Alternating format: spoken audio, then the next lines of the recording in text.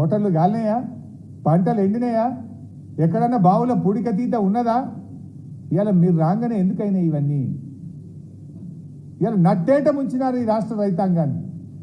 రైతాంగానికి తీవ్రమైనటువంటి అన్యాయం చేసింది ఇవాళ కాంగ్రెస్ పార్టీ.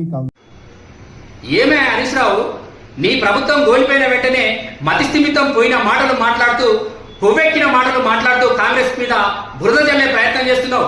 రైతులకు పంటలు ఎండిపోతున్నాయని చెప్తున్నావు. ఇవాళ పూడిక తీసే పరిస్థితి వచ్చిందను. ఇవాళ బోర్లు ఎండిపోతున్నాయని చెప్తున్నావు. వర్షాలకు పంటలు ఎండిపోవడానికి ఏమైనా సంబంధం ఉందా? భూమికున్ను ఆకాశానికి కాంగ్రెస్ ప్రభుత్వానికి ఏమన్నా సంబంధం ఉందా? బుద్ధి ఉన్న మాటలు మాట్లాడుతున్నావా? బుద్ధి లేని మాటలు మాట్లాడుతున్నావా?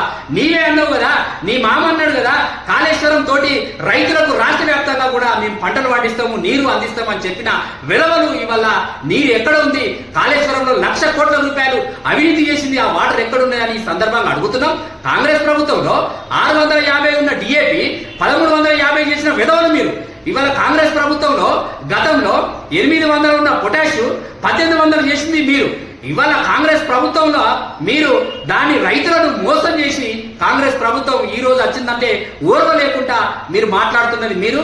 బిడ్డ హరీష్ రావు, మీకు మొన్ననే తగిన బుద్ధి చెప్పారు. 3 నెలలు గడవలేదు, మళ్ళీ పార్లమెంట్ లో ఒక్క సీటు కూడా గెలవకుండా మళ్ళా బుద్ధి చెప్తారు ప్రజలు. ఎస్సీ ఎస్టీ బీసీ మైనార్టీలు రైతులు బుద్ధి చెప్పే పరిస్థితి మీకు ఉంటుందని ఈ సందర్భంగా హరీష్ రావును హెచ్చరిస్తున్నా.